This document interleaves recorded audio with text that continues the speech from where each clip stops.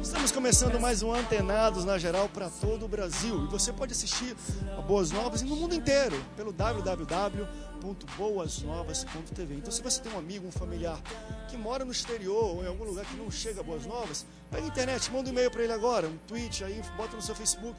Boas Novas está no ar e você pode assistir pelo www.boasnovas.tv ao vivo aqui o programa, tudo que está acontecendo. E claro, participar conosco do programa de hoje. Hoje nós vamos falar de algo que foi pedido por vocês aí na internet, pelo público que assiste a Boas Novas e o Antenados na Geral especificamente.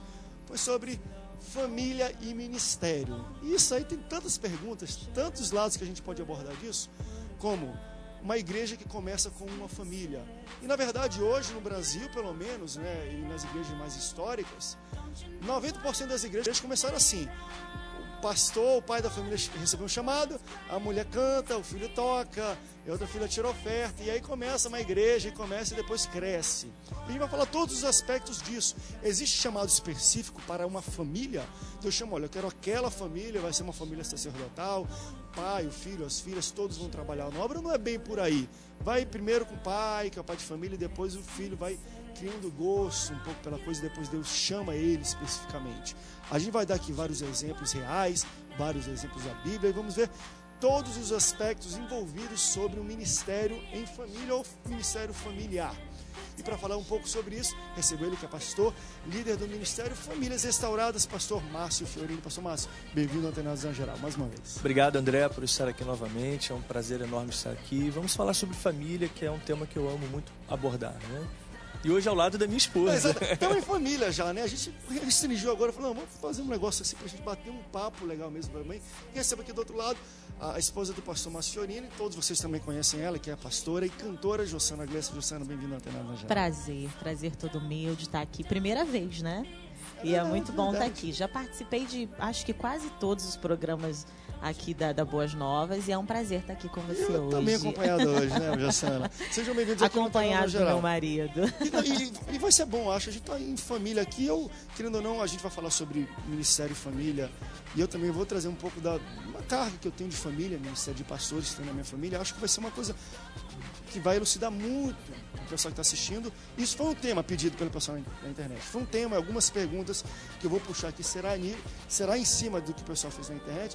Eu primeiro quero começar no seguinte. Vocês acreditam, aquilo que eu falei no início, já que a gente está falando de ministério, família e ministério, ou família no ministério, vocês acreditam como família? Primeiro, claro, eu vou puxar um pouco do histórico de vocês.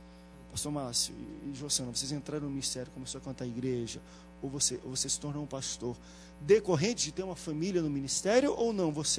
Meu pai não era pastor, não tinha nada a ver e Deus me chamou. Como é que foi o seu envolvimento com a igreja, pastor Márcio? Bom, eu me converti aos 16 para 17 anos, não tinha nenhum envolvimento na minha família com pastores. Tem uma tia minha que é pastora, foi através dela que eu aceitei a Jesus e comecei a conhecer a palavra ali, na Assembleia de Deus, na congregação dela. Saí, fui para uma outra igreja, uma igreja maior. Toda a minha história não teve nada relacionado com a minha família. Acontece que anos depois, muitos anos depois, quem me consagra é justamente o pastor, marido da minha tia. Eu teria sido consagrado, mas eu quis dar essa honra para ele. O meu pastor falou, você quer fazer isso? Então faça. Fui consagrado a pastor por ele, porque foi quem me ganhou para Jesus. Então a minha história, na verdade, ela não vem de um histórico familiar, mas eu tenho alguma coisa na família. A minha consagração veio de um tio e uma tia minha que me consagraram. Que é muito bonito. Jussana, você tem uma história um pouco também dessa. Você também canta, você começou na igreja ou nos cultos por alguma questão familiar, família evangélica? Na realidade, eu nasci num lar evangélico, graças a Deus, mas não tenho ninguém da minha família, assim, pastor ou alguém do ministério. Na realidade, eu fui criada na igreja e isso fez 25 anos agora, dia 20, que eu fiz de ministério. Há bastante tempo, né? Então, assim, eu fui criada na igreja, comecei cantando no coro infantil das crianças. Aí, dali para frente, com 5 anos, no dia do meu aniversário, eu comecei cantando solo. Eu pedi de presente que eu cantasse uma canção solo na igreja. Aí eu tomei gosto por aquilo, eu gostei muito e a minha família começou a perceber que aquilo era um chamado de Deus para minha vida realmente. Até porque quando eu nasci, minha mãe, na hora do parto mesmo, ela teve uma experiência muito forte com Deus, porque ela estava afastada, né, do ministério, porque o meu pai não era evangélico, e ela teve 3 ataques de eclâmpsia. A pressão dela subiu, foi a 26, então assim, poderia ou eu morrer ou ela morreu as duas. Então ali ela fez um voto com Deus, que ela voltaria para a igreja e que ela me consagraria para o louvor da igreja, para o louvor do Senhor. E se fosse um menino, seria um pastor, né? Se fosse uma menina, seria uma cantora. Já estava certa. Justamente, ou seja, uma palavra declarada, decretada, o Senhor se agradou, né? E aí foi assim que tudo começou. Então, meus pais me ensinaram no caminho do Senhor, né, dentro da igreja. Então, eu não tive nenhuma, influência por trás de alguém do ministério. Na realidade, foi algo que foi acontecendo como um chamado de Deus mesmo na minha vida. Como Ana, né? Ana, ela entrega Samuel ao serviço do Senhor sem ter nenhum histórico sacerdotal na família. O caso da Jossana foi bem parecido. Dentro da... E acho legal que realmente vocês falam que não tem um histórico sacerdotal. Agora, vamos da linha de famílias e tudo mais, que a gente até vê muito no Brasil, que talvez tenha um histórico sacerdotal. Vocês acham que esse histórico se dá à entrega da família, do pai, que o filho vê, poxa, eu quero ser igual ao meu pai? Ou vocês acreditam que existe um chamado de Deus? Porque nós acreditamos que um pastor é chamado, né? Não é nenhum... O cara vai lá, quero ser pastor, obrigação, ele se sente chamado para isso. Mas vocês acreditam que existe um chamado bem específico, familiar? Deus chama, olha, eu quero aquela família sacerdotal, eu quero aquele pai, aquela mãe, o filho, os netos, eles vão ser todos a igreja. Existe isso? Por exemplo, só para a gente exemplificar aqui na Bíblia, quando Jesus falou com Noé, isso está muito na Bíblia, Deus falou com Noé, a gente interpreta muito, poxa, Deus chamou Noé, mas na verdade quando Deus falou com Noé, a gente lê na Bíblia, ele fala assim, pega sua mulher, seus filhos e a mulher dos seus filhos. Quando eu leio isso, eu entendo o seguinte, esse chamado não é para Noé, é o chamado para a família inteira, porque ele está falando dos filhos, da mulher dos filhos, da mulher dele. Então, quem construiu a história não é a arca de Noé, é a arca da família de Noé. Eu entendo ali pelo texto, pelo menos, que houve um chamado, vamos dizer assim, coletivo para ser sacerdote daquele tipo, fazer uma arca, era o tipo de sacerdócio deles ali. Você acha que Deus hoje ainda fala assim com alguém, mas chama uma família inteira? Olha, quero você, pastor, a sua esposa, seus 3 filhos, a mulher dos seus filhos, eu quero todo mundo, no ministério vão ser todos pastores. Bom, eu particularmente acho que Deus chama uma pessoa e abençoa a linhagem dessa pessoa. Enquanto essa pessoa está debaixo da bênção de Deus, a família dela também está. O caso de Noé, para mim, é tipicamente isso. Ele chama Noé e abençoa a linhagem e fala, para onde você for, leve sua família. Noé poderia decidir, ou os próprios filhos poderiam decidir por não irem. Quando ele começa a perceber o pecado dos seus filhos, Hofni e Finéias, a Bíblia diz que os filhos de Eli não conheciam ao Senhor. E, infelizmente, eles eram sacerdotes também. Eles trabalhavam no templo, eles iam com Eucana, eles iam com Penina, eles iam com Ana lá para o monte oferecer sacrifícios em nome do Senhor. Mas enquanto eles estavam sacrificando, ele estava comendo carne crua, carne que era para ser sacrificada e feita para a família dos que estavam sacrificando. Hofni e Finéias iam lá e comiam aquela carne antes do templo. Eles se deitavam com as mulheres do templo. Eles estavam totalmente fora de uma visão sacerdotal que Deus tinha dado, não a Eli. A visão sacerdotal e a chamada sacerdotal tinha sido dada aos pais de Eli. Eli veio na bênção dos seus pais. Hofni e Finéias, teoricamente, se há uma família que se chama, eles também teriam que ser. Eles foram e perderam essa chamada, perderam o ministério sacerdotal, porque eles se perderam em meio caminho. Eu conheço uma família, você não deve conhecer, lá de Belém, família Câmara, né? E a gente conhece o Felipe, que está fazendo um trabalho belíssimo em São José dos Campos. E assim, tu vê que a chamada pastoral flui nele. Você ainda não dirige nenhuma igreja, né? Ou está dirigindo? Começamos agora um trabalho aqui no Rio de Janeiro, igreja da cidade. Já, o pessoal já viu, já começamos a entrar em televisão, não é fácil não. A gente vê Deus chama e não tem jeito. A gente vê a chamada pastoral.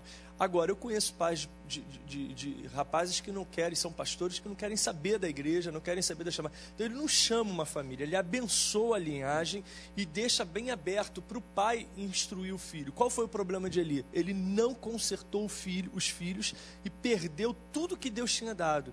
Então, na verdade, uma família no ministério tem muito a ver com um pai e uma mãe sabendo criá-los no ministério e não naquilo que Deus realmente aponta e diz, é ali.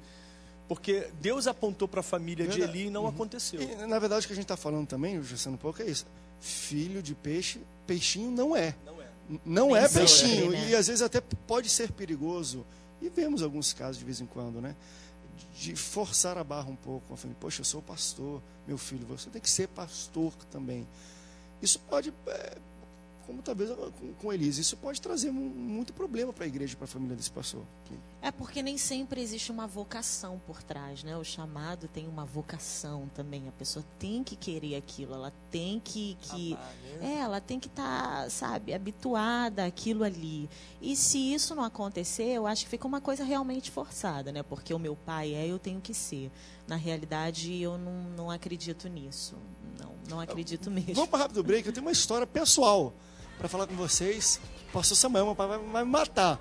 Foi uma conversa que a gente teve bem séria há um pouco tempo atrás sobre essa questão sacerdotal, pastorado, de chamado e tudo mais. Vocês vão até se assustar com o posicionamento que ele teve. Tá? Vamos para rápido break. Daqui a pouco nós voltamos falando um pouco sobre famílias no ministério. O que vocês acham? Tem alguma pergunta a fazer? Manda pra gente, que a gente vai responder hoje aqui no Antenados na Geral. Fique ligado. Daqui a pouco a gente volta. Não sai daí.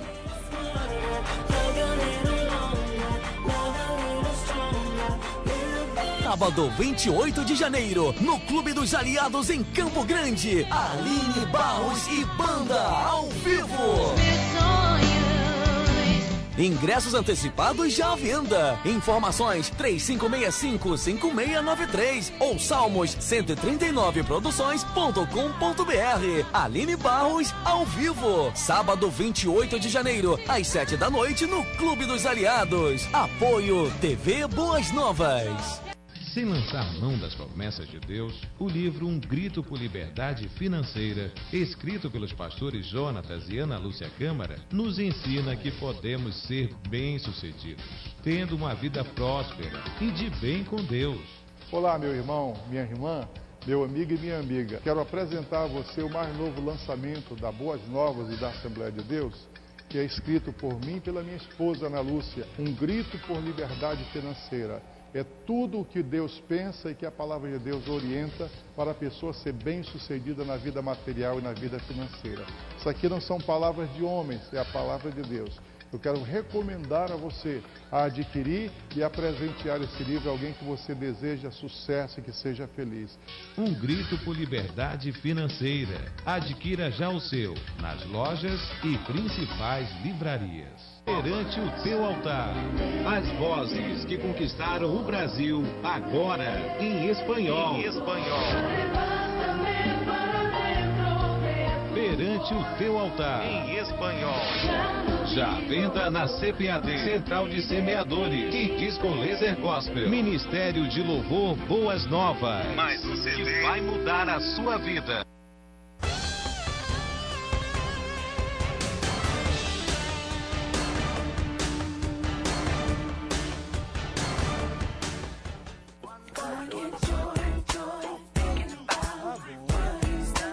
De volta aqui, no Antenados no Geral, falando sobre igreja e família. Chamado ministerial familiar, existe ou não existe? O pastor Márcio falou, André, eu acredito na bênção familiar. Agora, Deus chama o pastor. Se é para chamar o filho, Deus chama ele. Não chama todo mundo por osmose. Né? Vai todo mundo aí que tivesse sobrenome está dentro. Não é bem por aí, a gente vê na Bíblia. Famílias que foram abençoadas e famílias que não tiveram a mesma questão, que eram sacerdotes até, mas quando a gente vê, não tinham chamado sacerdotal de fato, porque não exerciam aquilo. Uma das coisas que eu até compartilhar com vocês, que a gente começou agora há pouco tempo aqui, e nas mídias sociais, até em programas de televisão, a gente já tem dito isso, né? A Assembleia de Deus Igreja da Cidade, que funciona aqui na Boas Novas, no estúdio todo domingo, 7h30, e eu já aproveito para convidar vocês que estão nos assistindo para o escudo 7h30, todo domingo, aqui na Boas Novas, Estrada dos Bandeirantes, 5.920. O que aconteceu um pouco nisso? Eu participo e eu não estou sendo nem apresentador mais, gente, nesse programa. Estou falando um pouco aqui para a gente compartilhar um pouco de experiências. Eu venho de uma família de avô, fundador de trabalho no Acre, tio, pastor, todos os tios pastor praticamente, e as esposas dos meus tios todas atuantes, a minha mãe atuante no ministério, uma coisa que às vezes para mim é mais exemplo, eu tenho mais exemplo às vezes na minha mãe do que no meu pai, porque o meu pai é o pastor chamado pastorzão, não sei o quê, e a minha mãe que podia no Senado, podia ser a dondoca, ou não é a pastora, não precisa receber, vamos dizer, por isso, não é retribuída por isso, e trabalha tanto quanto. Acho tão lindo isso, esse chamado, quando a mulher entende o chamado do marido e acompanha e vai junto. E, enfim, eu cresci, eu era um pouco disso. Ele pregava, minha mãe cantava, tocava, e eu tocava bateria, e a gente fazia um negócio desse, já fiz várias vezes. Já tinha lugares. Igreja pronta ali. E aí, há pouco tempo, o meu irmão já tinha um chamado muito forte, estudou para isso, foi buscar estudo fora até do Brasil, para teologia e tudo mais, para ser vocacionado e sentir a vocação, para aprender um pouco mais, e está desenvolvendo um trabalho maravilhoso. Há pouco tempo atrás, Deus já tinha me incomodado. E aí meu pai, de vez em quando, falava: e aí, André, Deus já te incomodou? Porque eu acho que Deus já falou alguma coisa para ele, né? Só não tinha revelado para mim. E aí, não sei o que, ó, tá aí, quiser meu apoio, não sei o que lá. Daí, quando eu falei assim, vou tomar o meu primeiro passo nessa vida, vou começar a juntar umas pessoas aí em comum, que já queriam fazer algum trabalho em comum, que até nos acompanharam em termos de ministério, o pastor Samuel, que estão aqui no Rio de Janeiro, para a gente começar alguma coisa, começar um trabalho que a gente se identifique e tudo mais. Daí, quando a gente estava mais ou menos na terceira semana, o meu pai viu que o negócio tinha acontecido mesmo, e eu meti a cara, a gente fez até um programa de televisão, quando ele olhou o negócio funcionando, ele pancou um pouquinho e falou: chegou, meu filho, deixa eu só te falar uma coisa. Olha o que ele falou, né? É interessante.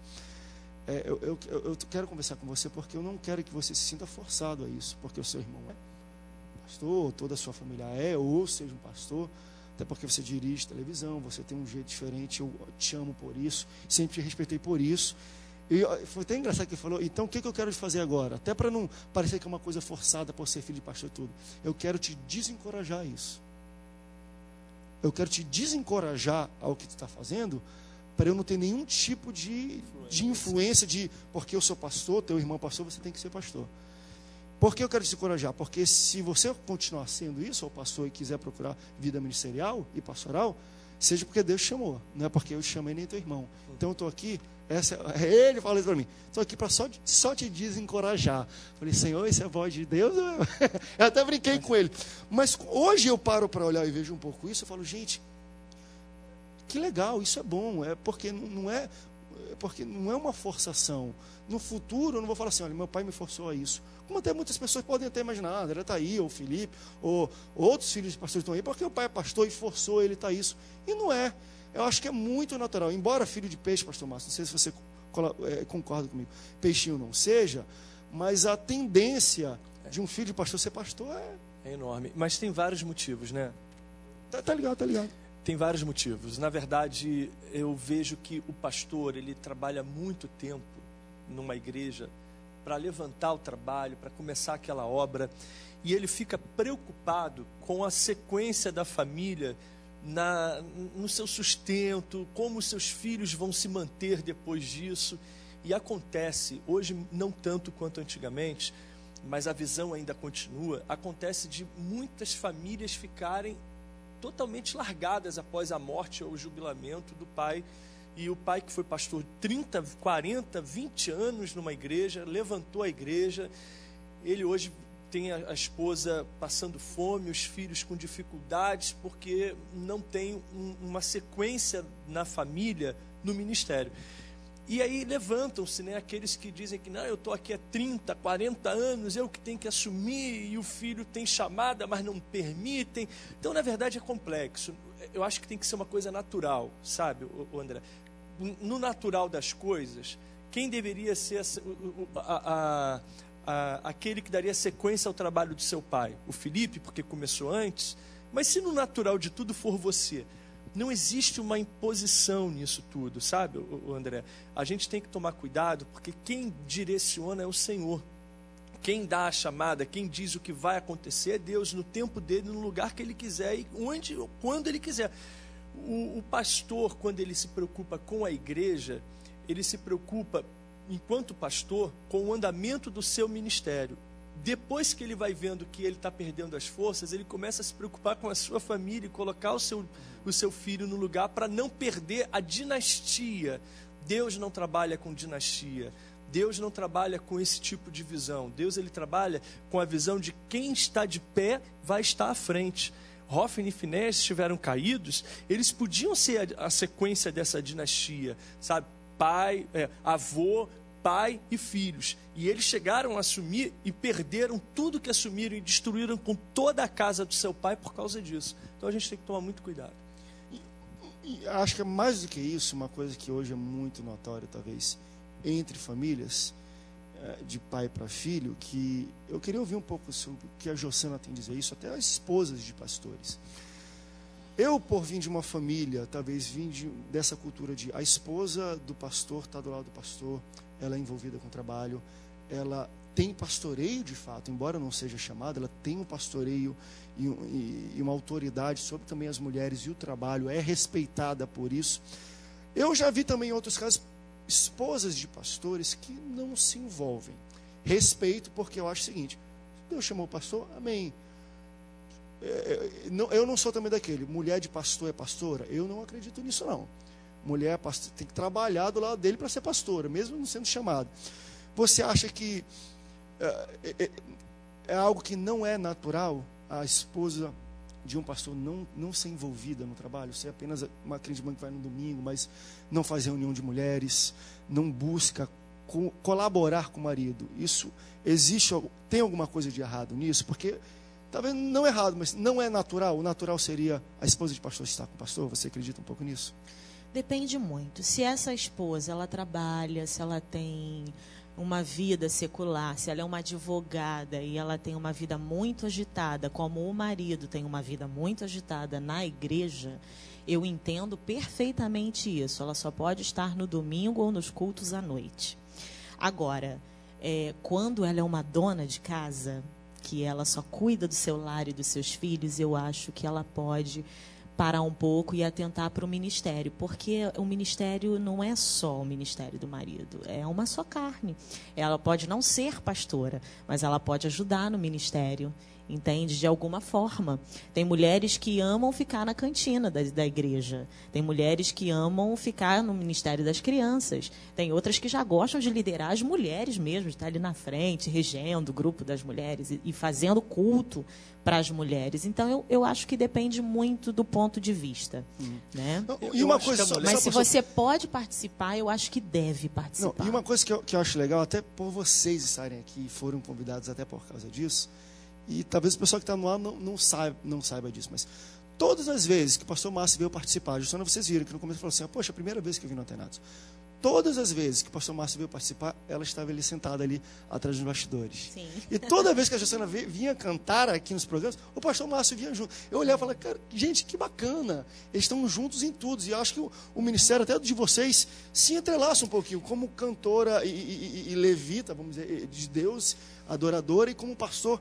Onde vocês vão, um canto, outro prega, outro prega, Sim. um canto, vocês sempre estão. Isso é muito eu bonito. ia falar. Isso é ministério familiar. A gente não viaja sozinho, ou ele sozinho, ou eu sozinha. Nunca, nunca, nunca. Isso foi algo que... Eu ia falar sobre isso quando você tocou nesse assunto, que o casal tem que estar junto em todos os momentos. A família, ela está passando por uma fase muito difícil, porque com essa libertação da mulher, né, esse movimento feminista, as mulheres assumiram papéis que não eram para ser delas.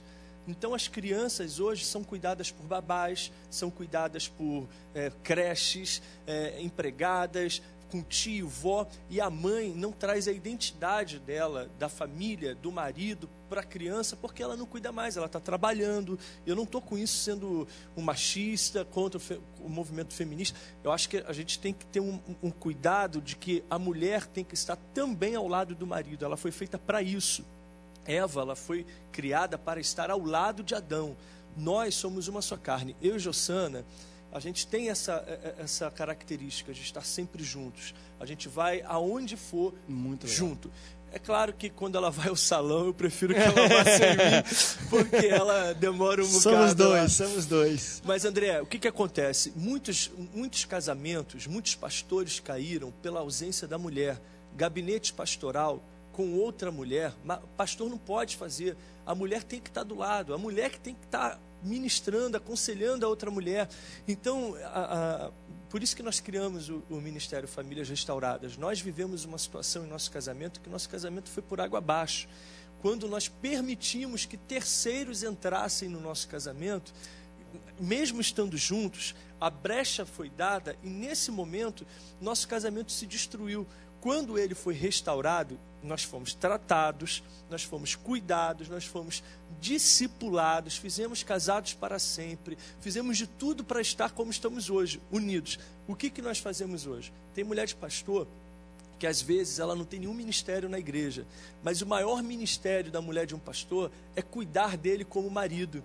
Se ela pode fazer isso, ela já está cumprindo parte do ministério dela. Ontem à noite estava eu e minha esposa dentro de casa, deitamos na cama e estudamos a Bíblia juntos, oramos juntos, a gente está sempre juntos fazendo aquilo que nos une em Deus e com Deus. Então, se a gente faz isso, André, a gente se fortalece. Os maridos estão fragilizados. Nós conhecemos um casal recentemente de pastores, um pastor, um legalismo, religiosidade tremenda, e a mulher tratada como um lixo. A Jossana, Márcio, olha como ela é velha, maltratada, e ele bonitão.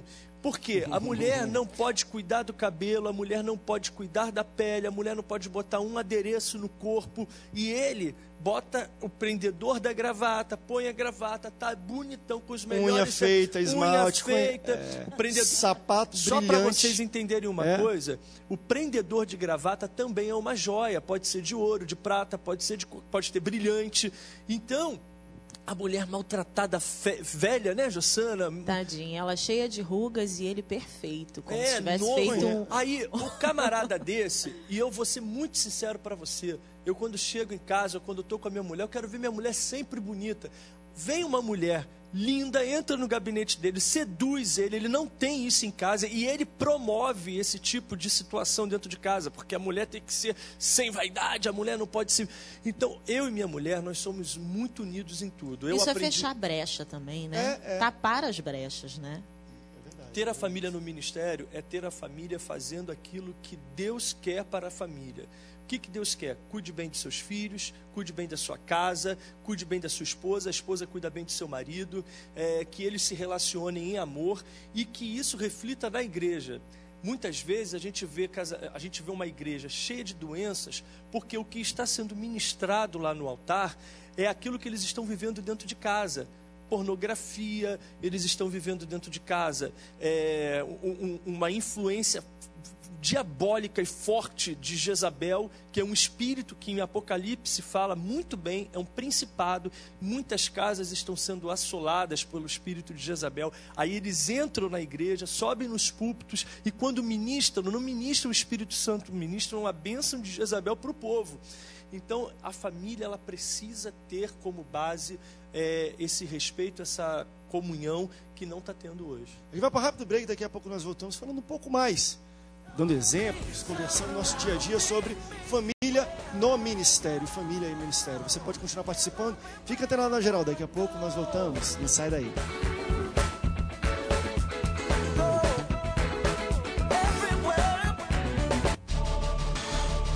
Deus não cria ninguém sem propósito. O mundo pode falar isso, as pessoas podem falar que não tem jeito, mas eu creio que tem jeito. Ninguém nunca olhou para você, dando para você algum crédito. É isso que Deus vai usar para levar você mais longe do que você poderia ir sozinho. O que Deus procura são pessoas que digam: Senhor, conta comigo porque eu sou a pessoa, esse é o lugar e agora é o tempo em que os teus milagres, projetos, visões para a minha vida vão acontecer. Eu quero é Deus. Pós-jovem, terça-feira, 11 da noite. Fica ligado. 15 anos de louvor e adoração. DVD do Ministério de Louvor Boas Novas. As mais tocadas durante seus 15 anos de carreira. Gravado ao vivo no Centro de Convenções Canaã. Um DVD para impactar a sua vida. Ministério de Louvor e Adoração Boas Novas. Já à venda na Disco Laser, CPAD e Central de Semeadores.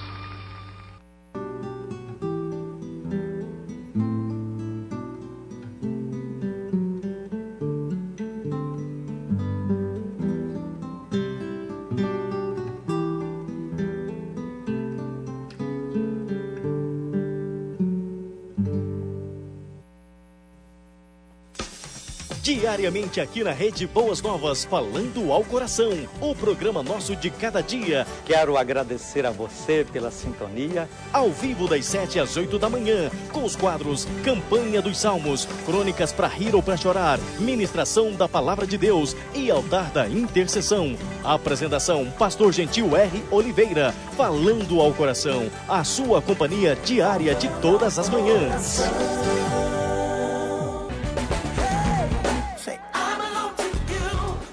Estamos de volta no Antenados na Geral, falando sobre família no ministério.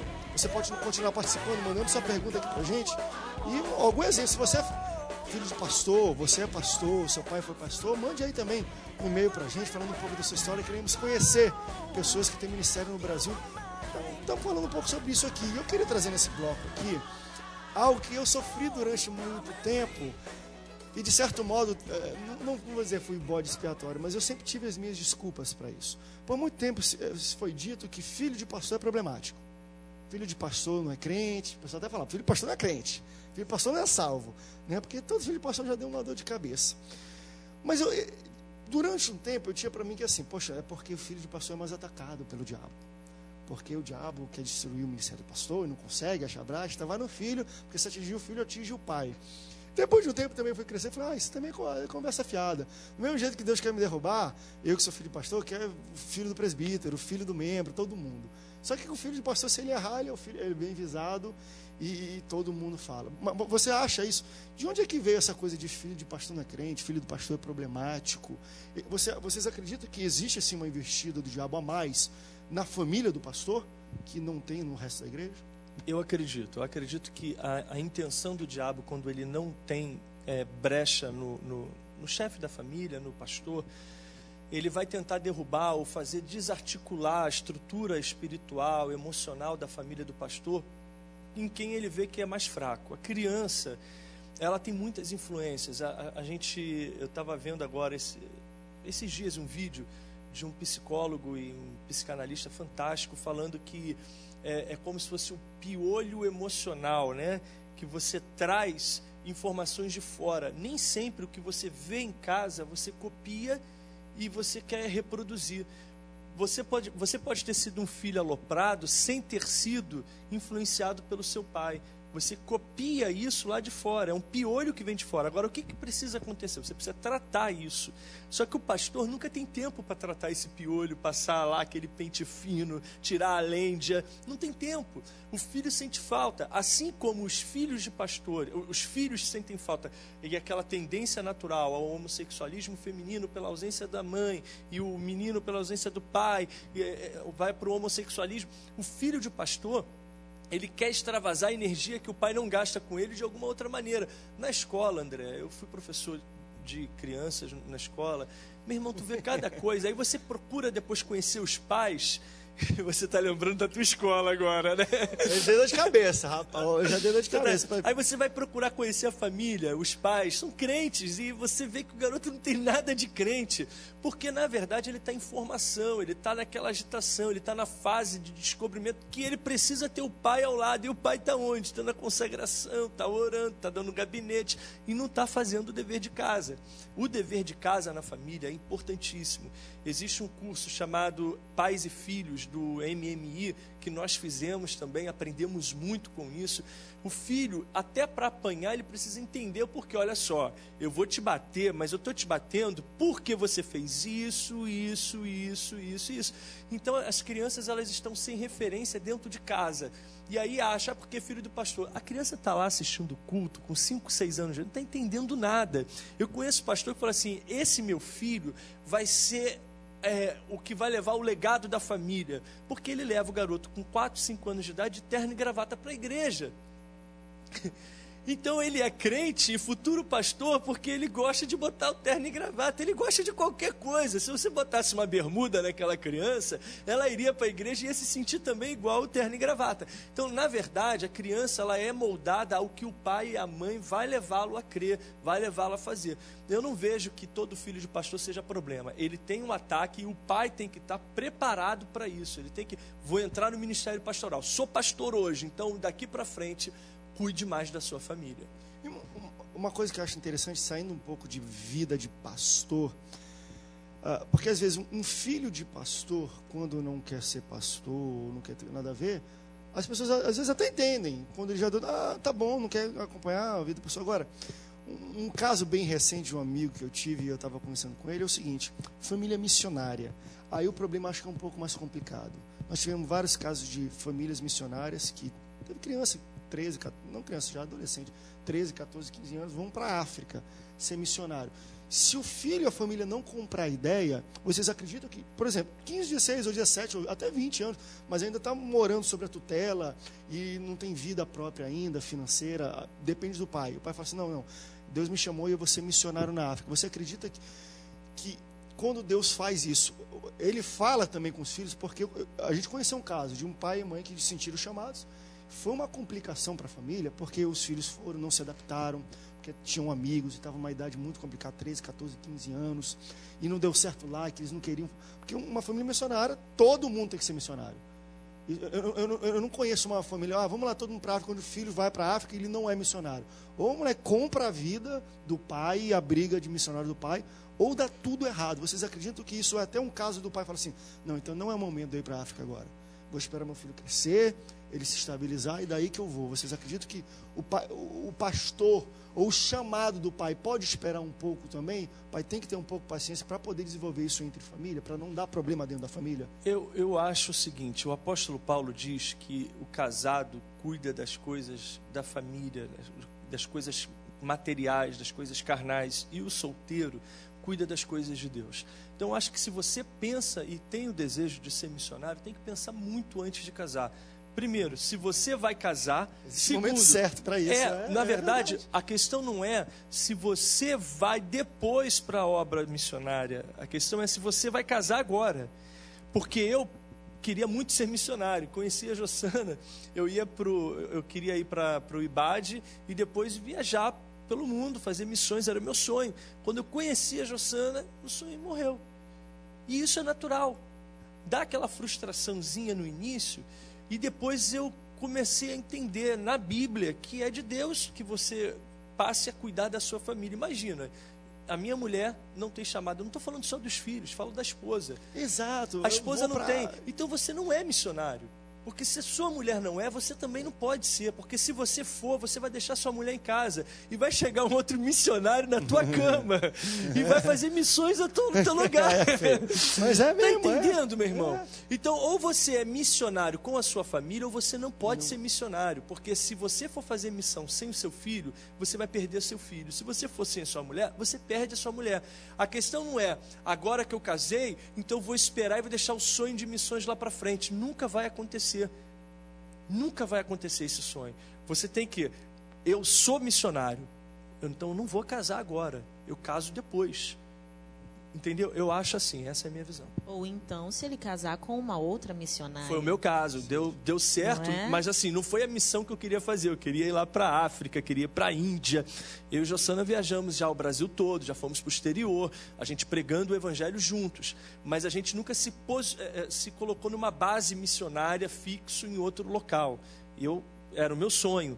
Deus transformou o meu sonho, porque também o nosso coração ele vai mudando as coisas conforme o tempo, né? O meu coração estava enganado, eu queria ser missionário e não era. E uma coisa que eu achei interessante que a gente está falando, porque a gente não falou nem de ir ou não ir, a gente está falando de escolha no momento e na idade certa. Vocês acham que para o pastorado também existe isso? Por exemplo, temos hoje muitos pastores solteiros, são poucos, mas temos, né? Antigamente nem podia ter muito, né?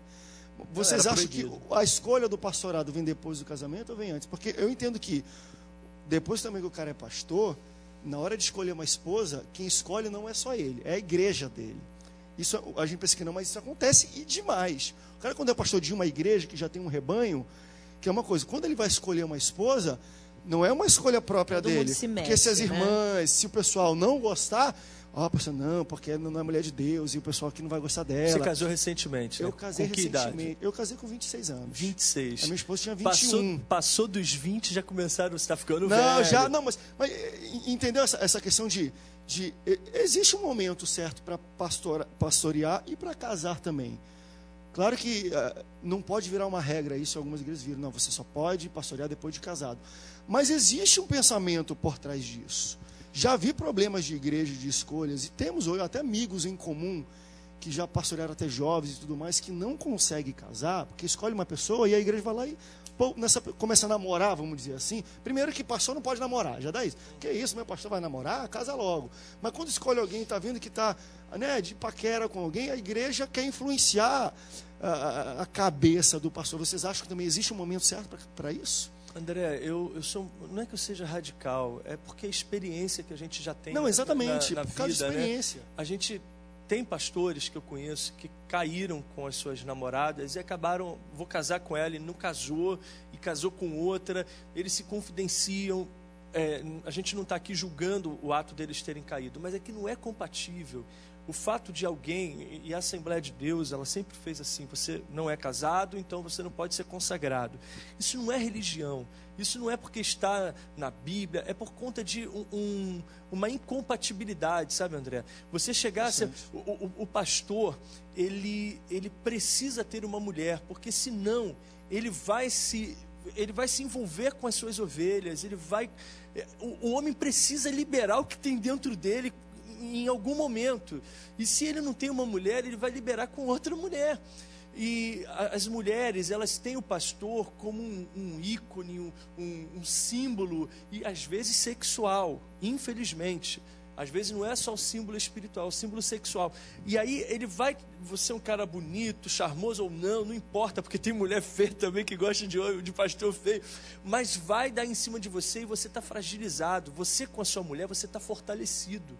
Um homem casado, ele é forte. Um homem solteiro, ele está cuidando das coisas de Deus, mas ele está pronto para ebulição. Está na pista, tá na pista, meu irmão. Ele está na pista. Complicar. Por isso que é melhor casar do que abrasar. Hoje, dia 23 de janeiro, não sei nem se o programa vai hoje ao ar, mas eu estou completando 14 anos de casado. Nós casamos há 14 anos. Nesse momento eu estava na casa de festas ajudando lá a montar tudo. Porque, irmão, é sério que eu estou te falando. Foi 1 ano e 1 dia de namoro. Se passasse, o bicho ia pegar. Tá entendendo? E eu tenho coragem de falar isso, porque vocês muitas vezes não têm coragem de falar, e as pessoas estão deixando passar, as pessoas estão caindo. Namorou na igreja, não é nem para ficar dando um beijo na boca, porque beijou aqui, esquenta lá embaixo. Tem que tomar cuidado. E aí, meu irmão, casamento no ministério é primordial. Você é pastor? Seja casado. Daí então a gente poderia usar um pouco a regra do missionário. Deus te chamou, mas tu está solteiro ainda? Meu irmão, então procura logo uma namorada aí, alguém, tente pelo menos. Claro que não é uma falsação, você vai, eu quero casar logo para ser pastor. Aí também faz uma escolha errada, até porque a sua escolha tem que ser alguém. Você quer ser pastor?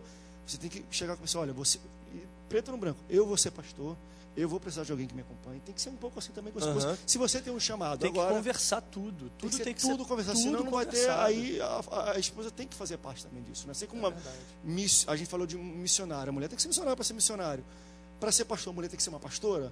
Não. Será mais ou menos isso como missionário? Não, ela precisa ser uma ajudadora. Ela precisa estar ao lado do marido. E assim como uma missionária do lado de um missionário, vamos dizer assim. Exatamente, ela precisa estar ao lado. Ela não necessariamente precisa ser uma pastora. Agora, ela precisa ser uma boa mulher, uma boa mãe. Ela precisa cuidar do marido. Ela precisa dar tudo que o marido precisa para não sentir falta de uma outra mulher. Entendeu? Você viu que a gente abordou todas as facetas possíveis, sexual, ministerial, social, sobre família mesmo e ministério. E tudo isso que a gente está falando, querendo ou não, é muito importante, por todos os lados. Quem espera entrar no ministério tem que pensar mesmo, planejar a vida. Eu quero casar com quantos anos, eu quero achar alguém Você disse sério, que o seu irmão, ele se preparou, foi para fora do país, estudou a palavra, fez teologia. Eu, quando vou pregar, preparo o sermão. Se você tem ministério, prepara-se para o ministério, na palavra, na família. São pilares que não podem deixar de estarem firmes. Família, ministério tem que estar preparado com palavra, com santidade, com oração, com jejum, e tem que estar amparado pela sua esposa, né, meu amor? Com certeza. E 23 anos. Não, 17 14. anos. 14. 14 anos. 14 anos depois. Hoje, no dia 23, não é qualquer coisa, 15 não. anos juntos e 14 anos casados. Aí vai para um rápido break, daqui a pouco a gente volta falando sobre família no ministério. Continue participando conosco, assistindo de todo o Brasil e mundo pela internet. Daqui a pouco a gente volta para o último bloco do Antenados de hoje. Não sai daí.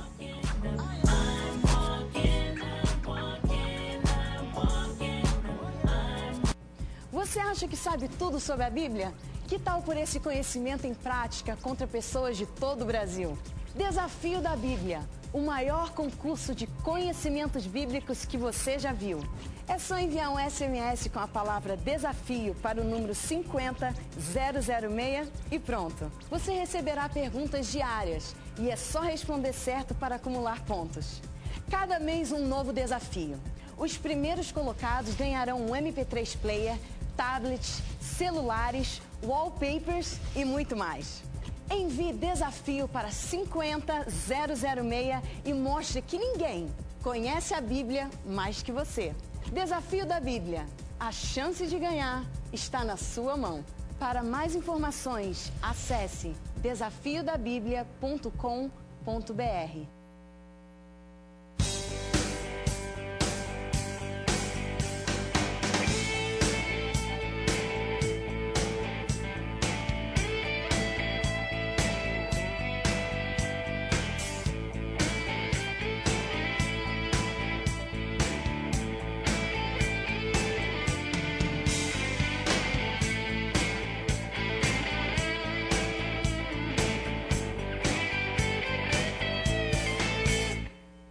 Criatividade, bom humor, improviso, papo inteligente e muita emoção. Vem com a gente, Hiperativo, o programa que tem o seu jeito e o seu estilo.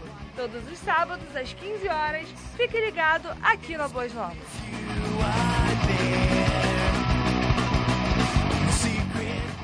E aí, galera, estou aqui para convidar vocês a assistir o Galeria Clipe. Ei, de terça a sábado, 17h30, aqui na Boas Novas. Música boa é aqui.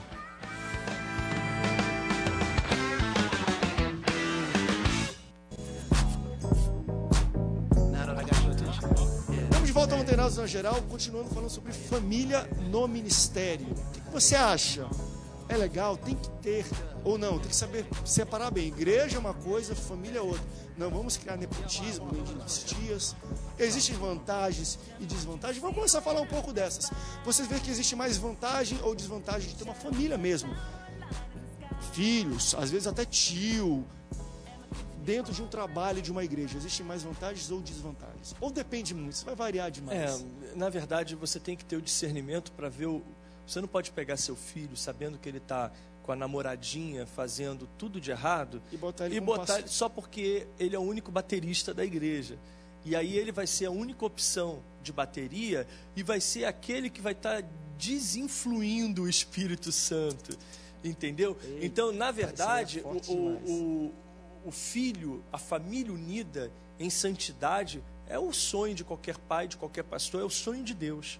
O sonho de Deus é que a família esteja unida, esteja pronta para fazer a obra. Agora, ela não pode influenciar em nada a obra de Deus no aspecto espiritual e no aspecto humano também, porque quando você é filho de pastor, você quer mandar, você quer dar ordem naquele que tem hierarquicamente mais poderes que você. Você chegar num presbítero da igreja porque você é o filho do pastor, você vai fazer isso porque o meu pai é o pastor. Isso é autoridade não delegada e que precisa ser tratada. Só que pastores fazem vista grossa, crianças hoje são vistas, pastores acham graça, pais acham graças em algumas atitudes de criança. Quando a criança dá tapa na mãe, ai que gracinha, a criança vai, empurra, puxa cabelo, ai como ele é forte, olha como a mãe, que isso? E aí a criança cresce querendo bater, querendo puxar, querendo fazer tudo que não deveria, dando ordens em quem não deveria. Então, na verdade, a família ela precisa estar junta, mas se não estiver diante de Deus, não deve estar junta no ministério. E acho que isso é uma coisa que o pastor tem que estar muito atento, de fato. Acho que isso que o pastor Márcio falou é fundamental. É o seguinte, seu filho tem chamado, pastor, amém. Ele está se preparando, amém. Mas não atropele o tempo das coisas. Não é porque ele está se preparando ou você quer que ele dê continuidade de trabalho que você vai pegar e botar ele numa igreja ou botar como seu vice. Ele tem que estar preparado e tem que estar com vida no altar. A gente sabe muito bem disso, né? Tem muitos filhos de pastores que não têm vida. O que os filhos de Em Noé santidade, fizeram? mas é filho do pastor e está dirigindo a igreja. Os filhos de Noé ajudaram Não pode. Noé. Ajudaram Noé na construção. Os filhos de Noé estavam ao lado dele o tempo todo. Você foi o primeiro a citar Noé aqui. Então, se o filho está ali contigo, você falou que o seu pai, você hoje dirige aqui a TV no Rio de Janeiro. O seu pai lutou a vida inteira, você era moleque, você vendo seu pai, na verdade, era garoto mesmo, que quando a gente foi lá em Belém, eu era molecão, 13 anos atrás, a primeira vez que a gente foi em Belém juntos, cabelo e aí você era um moleque e a gente foi na rádio, teu pai já lutava por isso. Aí vem você, porque é filho, mas não está nem aí, só quer saber de arrancar dinheiro. Estou falando aqui porque é um negócio, mas podia ser qualquer outra empresa, qualquer outro pai, arrancar o dinheiro do teu pai para poder comprar aqueles carrões maneiros, tunados, aí vou tirar onda. Tu não está na mesma visão que o seu pai.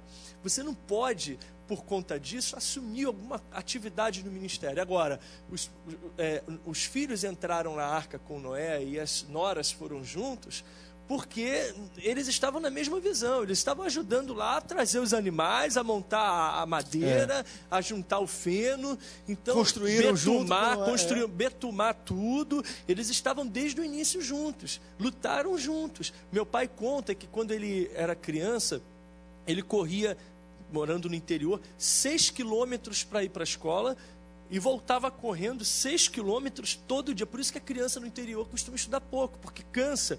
Para chegar em casa, ajudar o pai e a mãe na lavoura, cuidar de tudo. Então isso é muito bonito. Eles estavam numa mesma visão. Agora eu tenho tio que não fez isso, eram mais novos ou porque realmente não queriam fazer. Tenho tio que nunca mexeram na lavoura. E aí, como que dá para aquele tio depois gerir esse negócio? O pai tem que botar quem está ali do lado. Eu concordo com essa visão. E a gente até falou de algumas vantagens e também desvantagens aqui, né? É bom quando o pastor tem os seus filhos e família no ministério e estão lá merecidamente, estão lá porque têm a mesma visão. E isso, eu acho que isso vai até além do bom desempenho deles.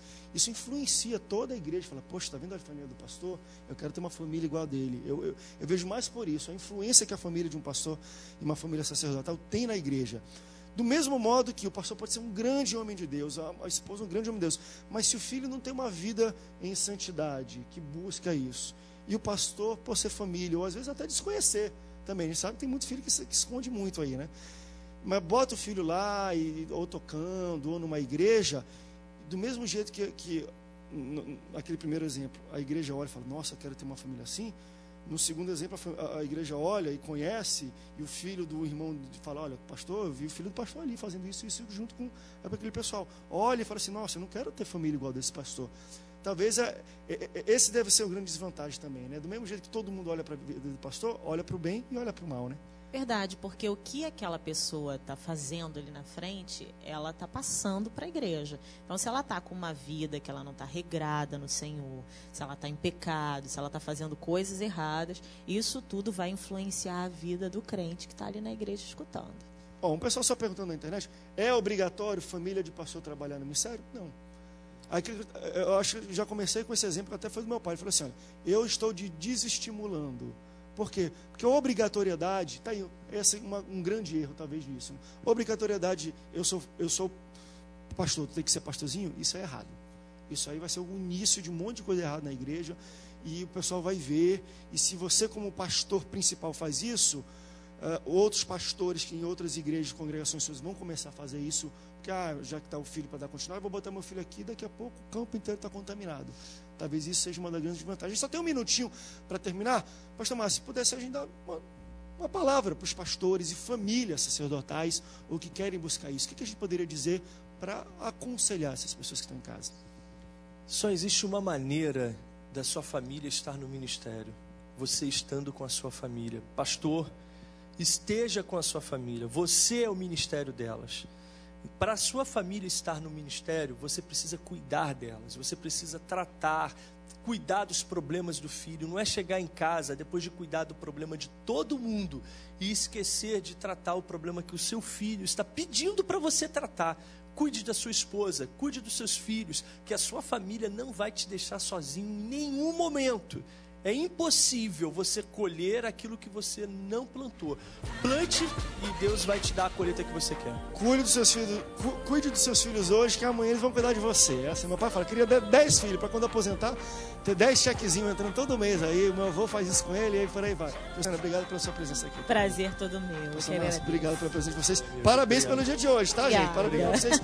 Deus te abençoe e até o próximo Antenados na Geral. Tchau, tchau.